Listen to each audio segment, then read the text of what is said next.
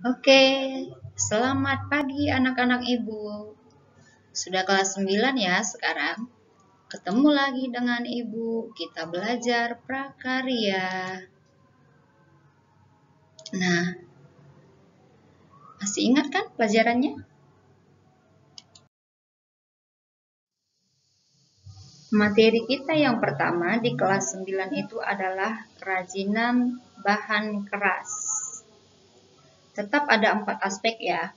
Ada kerajinan, ada rekayasa, ada pengolahan, dan ada budidaya. Dan yang pertama kita pelajari adalah kerajinan bahan keras.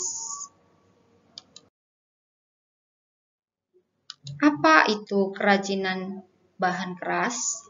Pertama kali kita harus memahami dulu pengertian dari bahan keras. Nah, bahan keras itu sendiri adalah bahan yang bersifat keras dan sulit untuk dibentuk. Untuk prinsip kerajinan bahan keras itu ada 3, keunikan bahan kerajinan, keragaman muatan nilai dalam kerajinan, dan aspek rancangan dalam produk kerajinan.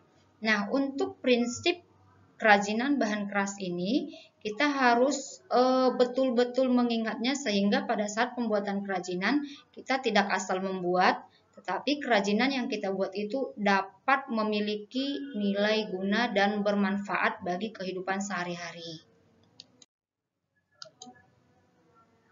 Kemudian ada beberapa faktor permasalahan objektif yang diperlukan sebelum rancangan pembuatan produksi suatu kerajinan. Yang pertama itu adalah faktor teknis, itu meliputi metode produksi yang handal, penerapan daya mesin atau manual, tingkat kemahiran sumber daya manusianya. Kemudian yang kedua, faktor ekonomis itu meliputi pemasaran yang tahan persaingan. Jadi artinya kita membuat produk yang sesuai dengan persaingan zaman. Kemudian kita mengikuti sistem distribusi dan kita memiliki kerajinan yang mempunyai hak cipta sehingga kerajinan yang kita buat itu tidak mudah diduplikasi atau ditiru oleh orang lain. Kemudian kerajinan yang kita buat itu harus memiliki nilai jual sehingga dapat kita pasarkan. Dan yang terakhir itu adalah kita juga harus mengikuti selera konsumen. Sehingga ketika kita membuat suatu kerajinan, kita dapat memasarkannya karena kita mengetahui apa yang sedang dibutuhkan oleh konsumen zaman sekarang. Kemudian yang ketiga itu adalah faktor ergonomis. Faktor ergonomis itu dia meliputi keamanan, di mana ketika kita membuat kerajinan, kita harus memikirkan keamanan orang-orang yang memakainya, kemudian kenyamanan. Jadi ketika kita memakai kerajinan, kita merasa nyaman, kemudian kita juga memikirkan kesesuaian, memikirkan kepraktisan juga ketika orang-orang memakainya. Jadi ketika orang-orang memakai kerajinan yang kita buat itu, mereka tidak merasa canggung, tidak merasa ribet. Kemudian yang keempat itu adalah faktor sains dan teknologi, di mana kerajinan yang kita buat itu tetap harus mengikuti kemajuan dan perkembangan zaman. Jadi kita harus terus berinovasi dan memodifikasi kerajinan yang kita buat. Sampai di sini paham ya? Kemudian, secara umum, kerajinan atau jenis bahan yang digunakan dalam pembuatan kerajinan bahan keras itu ada 2. Yang pertama, kerajinan bahan alami atau itu dibuat dari bahan keras alami. Kemudian, kerajinan bahan buatan itu dibuat dari bahan keras buatan.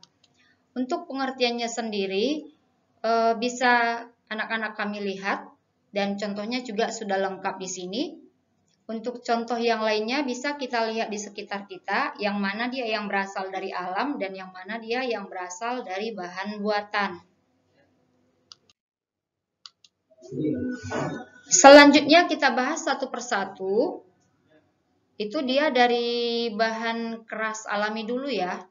Bahan keras alami yang paling sering kita temui itu adalah kayu. Jadi banyak kerajinan yang bahan dasarnya itu adalah kayu. Kenapa? Karena kayu ini merupakan bahan keras alami yang paling mudah ditemui. Jadi kerajinan kayu itu dia ada dimulai dari yang paling kecil sampai yang paling besar. Nah, kerajinan kayu atau kayu ini biasanya digunakan untuk membuat kerajinan ukiran atau memahat, atau ada juga yang digunakan sebagai bahan dasar anyaman. Dan kayu yang digunakan itu tidak sembarang kayu, jadi dia merupakan kayu pilihan. Misalnya ini nih, kayu jati, kemudian mahoni, kemudian sawo, nangka, dan bisa juga jenis kayu yang lain yang ada di lingkungan rumahmu.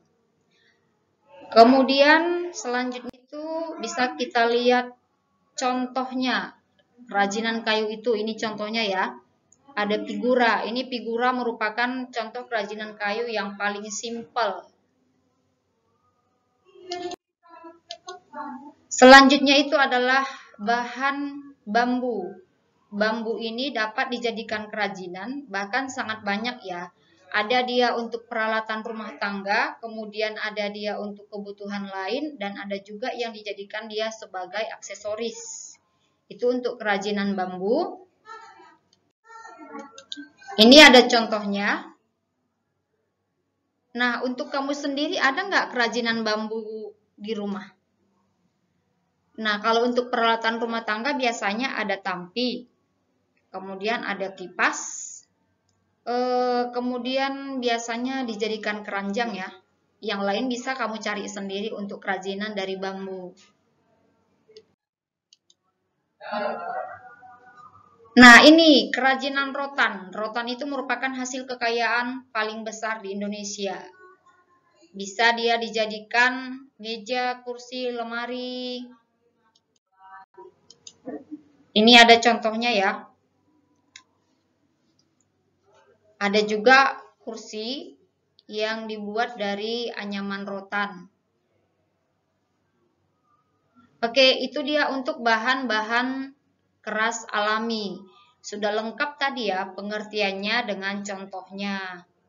Jadi yang sudah dijelaskan tadi harap dicatat ya. Sekarang kita masuk ke karakteristik bahan keras alami.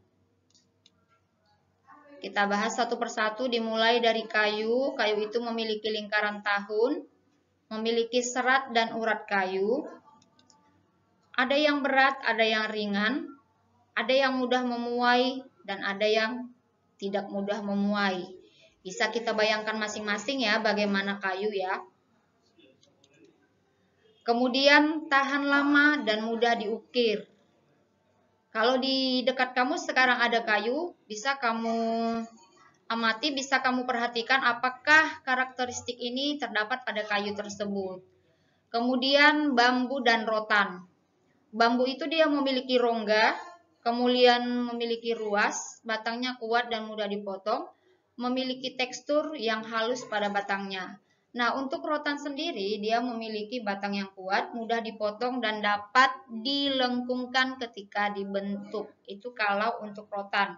Jadi ini, walaupun dia tiga-tiga ini merupakan bahan keras alami, tapi memiliki karakteristik yang berbeda dan memiliki ciri-ciri tersendiri.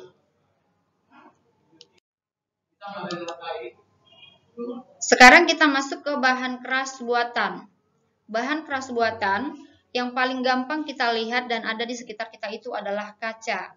Untuk karakteristik kaca itu sendiri, dia memiliki wujud yang bening dan transparan, kemudian tebal dan kuat, walaupun sebenarnya ketika kaca ini jatuh, dia mudah pecah ya. Jadi, tetap dia tebal, kuat, hanya saja dia tidak boleh jatuh karena dia akan langsung pecah. Kemudian permukaannya itu mengkilap dan licin, dapat dilebur. Nah, di sekitar kamu kalau ada kaca, coba kamu perhatikan apakah dia memiliki karakteristik seperti yang sudah kita pelajari. Yang terakhir itu adalah logam. Logam itu karakteristiknya tebal dan kuat, kemudian mudah terkorosi oleh udara, kemudian warnanya seperti emas dan perak dan kemerahan. Dan logam ini biasanya dia dibuat dalam bentuk kerajinan, Kalau sehari-hari itu biasanya kita kenal dengan emas atau aksesoris. Nah, demikian untuk bahan keras buatan, walaupun sebenarnya di luar ini masih ada ya bahan keras buatan. Ada besi, ada kaleng, ada botol. Untuk yang lainnya itu bisa kamu lihat di buku panduan kamu. Oke, untuk tugas minggu ini saya kasih 5 tugas. Ini tugasnya dikerjakan di buku tugas, kemudian dikumpulkan atau langsung dikerjakan di sini juga bisa. Nanti bisa hubungi ibu untuk lebih jelasnya. Demikian pelajaran kita hari ini anak-anak. Jadi hari ini kita sudah mengetahui apa itu bahan keras, kemudian apa itu prinsip kerajinan bahan keras, kemudian jenis bahan keras, dan karakteristik bahan keras. Nah, untuk tugasnya ini dan untuk materi kita hari ini, Ibu minta kamu catat di catatan kamu yang rapi dan bersih ya anak-anak, sehingga apa yang kita pelajari itu kamu bisa mempunyai pertinggal. Terima kasih. Terima kasih anak-anak ibu. Tetap semangat belajar ya.